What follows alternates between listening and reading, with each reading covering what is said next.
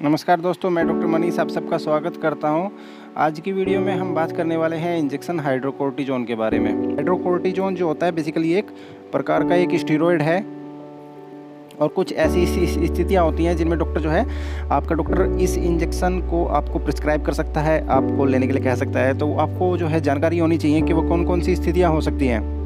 तो वीडियो में आगे बढ़ते हैं। सबसे पहले तो मैं आपको ये बता देना चाहता हूँ कि कुछ बिल्कुल ही कॉमन स्थितियाँ होती हैं, बिल्कुल कॉमन इस इंजेक्शन के जो यूज़ होते हैं वो मैं आपको बता देना चाहता हूँ अपनी ओर से। सबसे पहला जो प्रयोग होता है इसका किसी भी प्रकार की जो एलर्जिक रिएक्शन होती हैं, ठीक है जी, किसी भी प्रकार की जो एलर्जिक कंडीशंस हो सकती है। अभी एलर्जी की स्थितियाँ जो एलर्जिक रिएक्शन होती है जब वो एक्यूट होती हैं तभी डॉक्टर जो है उनके बारे में बहुत ज़्यादा चिंता करते हैं। तो एक्यूट एलर्जिक रिएक्शन जो है वो किस किस स्थिति में हो सकती है।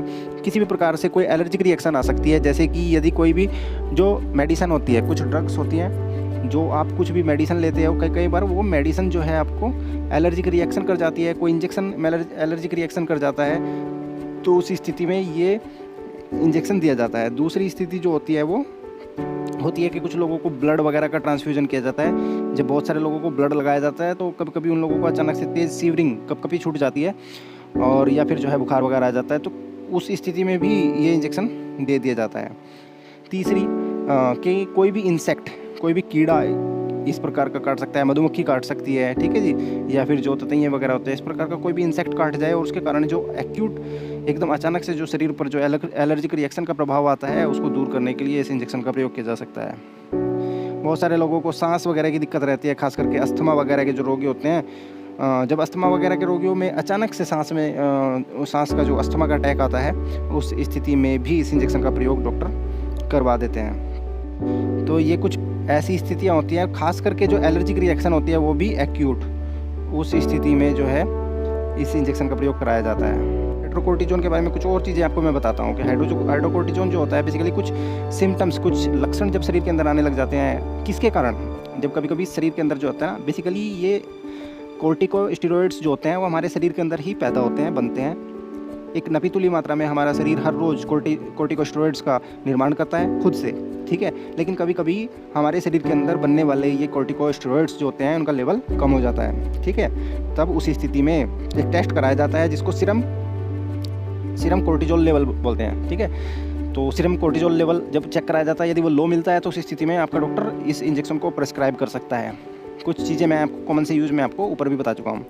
तो इसमें यहाँ पर साफ लिख दिया गया है कि जो है ये बॉडी के अंदर बनने वाला ही सब्सटेंस है, पदार्थ है, और कभी कभी शरीर के अंदर कम मात्रा में बनता है, ठीक है। इसके साथ साथ कुछ एलर्जिक रिएक्शन, उनमें भी इस इंजेक्शन का प्रयोग कर सकते हैं आपके डॉक्टर।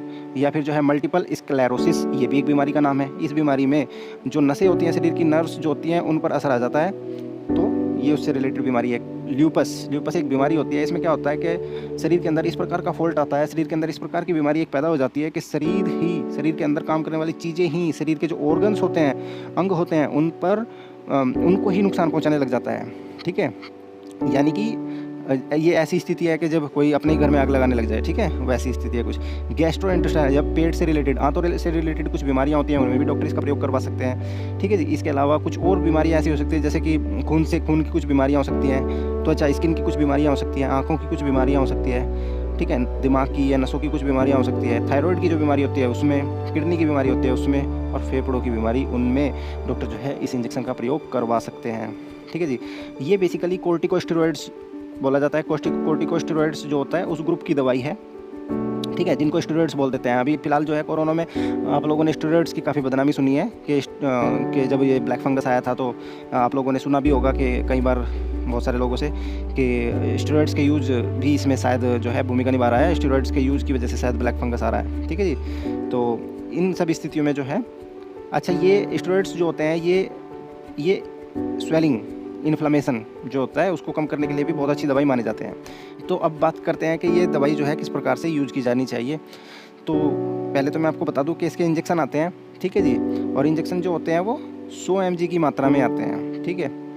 अब एक इंजेक्शन जो है वो 100 mg की मात्रा में होते हैं। कभी कभी कुछ ऐसी एक्यूट एलर्जिक स्थितियाँ मैंने देखी हैं कि जिनमें डॉक्टर्स ने अपने रोगियों को 300 mg इंजेक्शन हाइड्रोकोर्टिजोन जो है वो स्टार्ट में दिया है, यानी कि उस गंभीर स्थिति से लड़ने के लिए 300 mg उन्होंने उसको तुरंत दिया। ऐसी स्थितियाँ मैंने अपने सामने देखी है, परंतु 100 mg की मात्रा में ही इसका ज़्यादातर प्रयोग होता है। और इसका कैसे प्रयोग होता है, इंट्रामस्कुलर यानी कि मांसपेशी में दिया जाता है या फिर इंट्रावेनस नस में दिया जाता है। नस में ही ज़्यादातर दिया जाता है और ये हॉस्पिटल्स में ज़्यादातर प्रयोग होते हैं इंजेक्शन, लेकिन कभी कभी जो है डॉक्टर घर पर भी किसी किसी को दे सकते हैं। उसी स्थिति में वो डॉक्टर उनको एक्सप्लेन करेंगे, बताएंगे कि क्यों दिया जा रहा है इंजेक्शन, घर पर अगर दिया जा रहा है तो क्या बीमारी है।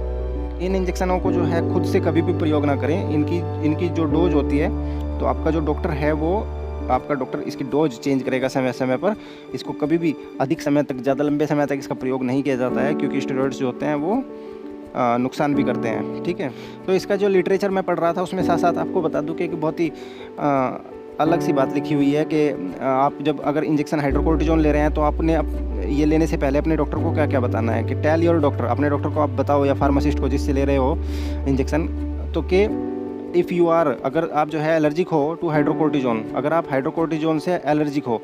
अब ये एलर्जी को दूर करने वाली दवाई है, अब किसी को कैसे पता चलेगा कि वो इससे एलर्जिक है या नहीं। तो मैं आपको बता दूं अपने एक्सपीरियंस के आधार पर कि मैंने आज तक एक भी व्यक्ति को ये इंजेक्शन एलर्जी करते हुए नहीं देखा है। ठीक है, और यदि एलर्जी करने वाली दवाई ही एलर्जी करेगी तो फिर किसी को पता भी नहीं चलेगा कि एलर्जी हो रही है या नहीं।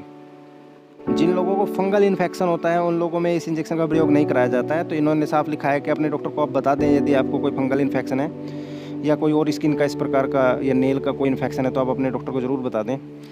यदि किसी की प्लेटलेट्स कम हैं तो आप ज़रूर बता दें। उसका कारण इन्होंने दिया है कि फिर आपका डॉक्टर जो है आपको IM इंट्रामस्कुलर इंजेक्शन नहीं लगाएगा अगर प्लेटलेट्स कम है तो। अगर किसी को ट्यूबरकुलोसिस है, TB है, तो भी वो अपने डॉक्टर को बता दे, या लंग से फेफड़ों का कोई और इन्फेक्शन है, मोतियाबिंद है। अगर किसी को प्रेगनेंसी है, ये बहुत इंपॉर्टेंट पॉइंट है यहाँ पर आ गया है, अगर किसी को प्रेगनेंसी है तो उसको अपने डॉक्टर को ज़रूर बता देना चाहिए। अगर किसी ने किसी प्रकार की भी कोई वैक्सीन ली है अभी हाल फिलहाल में तो उसको अपने डॉक्टर को ज़रूर बता देना चाहिए। इसके साइड इफ़ेक्ट, इससे कोई साइड इफ़ेक्ट मैंने आज तक नहीं देखा है लोगों को, लेकिन लिटरेचर उनको पूरी करनी है तो उन्होंने भाई यहाँ पर मेंशन कर दिया है कि क्या क्या हो सकता है। कि जैसे कि उन्होंने बता दिया है कि सर में दर्द हो सकता है, डिजीनेस हो सकती है, किसी को चेहरे पे फुंसियाँ, एक्ने वगैरह हो सकते हैं, स्किन डिप्रेशन। इनमें से मैंने अभी तक कोई भी एलर्जिक रिएक्शन, कोई भी साइड इफ़ेक्ट लोगों को नहीं देखा है। इसके अलावा इसमें कुछ और सीरियस जो है साइड इफ़ेक्ट जो होते हैं वो एक्सपीरियंस किए जा सकते हैं, आ सकते हैं सामने। इन्होंने जैसे बता दिया सीजर्स वगैरह, दौरे पड़ सकते हैं। तो वैसे तो काफ़ी यूज होता है, मेरे सामने भी मैंने काफ़ी ज़्यादा यूज इसका देखा है लोगों के सामने होते हुए, बट जो है इस तरह की दिक्कत मैंने कभी लोगों में नहीं देखी है। किन ब्रांड नेम से प्रयोग होता है, ज़्यादातर जो है हाइड्रोकोर्ट। तो दोस्तों आज की जो वीडियो थी वो इंजेक्शन हाइड्रोकोर्टिजोन के बारे में थी। आशा करता हूँ इस वीडियो से आपको काफ़ी जानकारी प्राप्त हुई होगी। मिलते हैं कोई और वीडियो इसी तरीके के लेकर के, तब तक के लिए नमस्कार।